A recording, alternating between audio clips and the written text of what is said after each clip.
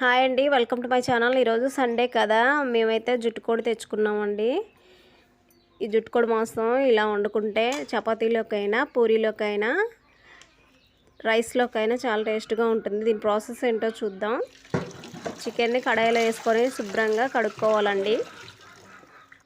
2-3 సార్లు నీట్గా కడుక్కోవాలి. ఇలా కడుక్కున్న చికెన్ని పక్కన పెట్టేసుకోవాలి. స్టవ్ వెలిగించి కుక్కర్ పెట్టుకోవాలి. జుట్టుకోడి మాంసం కొంచెం గట్టిగా ఉంటుందండి, నాటుకోడిలాగా. అందుకే కుక్కర్లో అయితే మెత్తగా ఉడుకుతుంది. ఆయిల్ పోసుకున్న తర్వాత సన్నగా తరిగి పెట్టుకున్న పచ్చిమిర్చి, ఉల్లిగడ్డ ముక్కలు దీంట్లోకి వేసుకోవాలి. ఆయిల్లోకి ఒకసారి కలిపి ఇది మొత్తం అంతా కలిపి మగ్గనివ్వాలి. మగ్గిన తర్వాత 1 స్పూన్ పసుపు వేసుకోవాలి. రుచికి సరిపడా సాల్ట్ వేసుకోవాలి.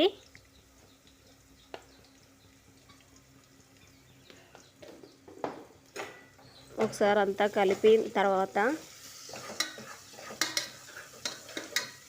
ముందుగా శుభ్రంగా కడిగి పెట్టుకున్న చికెన్ అయితే ఈ మగ్గిన ఉల్లిగడ్డ ముక్కల్లో వేసుకోవాలి. మొత్తం అంతా ఒకసారి కలుపుకోవాలి. పసుపు, ఉప్పు అది మొత్తం పట్టేలా కలుపుకోవాలి. కలుపుకున్న తర్వాత కొద్దిసేపు ఉడకాలి. ఉడికిన తర్వాత మూత తీసుకొని చూస్తే ఇలా ఉంటుంది. తర్వాత కారం వేసుకోవాలి. మనం ఎంత తింటామో అంత వేసుకోవాలి. మేమైతే కొంచెం ఎక్కువ వేసుకుంటున్నాం, ఎక్కువే తింటాం కాబట్టి మొత్తం అంతా కలపాలి. ముక్కలకి పట్టేలాగా కలుపుకొని మూత పెట్టేసుకొని కొద్దిసేపు ఉడకనివ్వాలి. ఇవి మసాలాలండి. మళ్ళీ ఒకసారి ఇలా ఒకసారి కలుపుకోవాలి.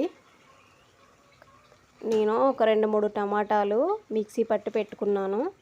టమాటా ప్యూరీ లాగా కూర అయితే గ్రేవీగా ఉంటుంది ఇలా వేసుకుంటే.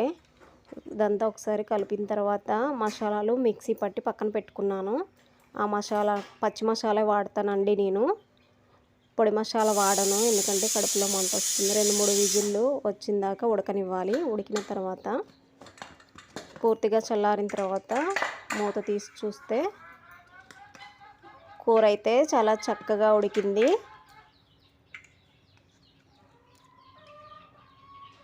ఇలా వండుకుంటే మంచిగా నాటుకోడిలాగా చాలా టేస్ట్గా ఉంటుంది. మా వీడియో నచ్చినట్లయితే లైక్ చేయండి, సబ్స్క్రైబ్ చేయండి, షేర్ చేయండి ఫ్రెండ్స్.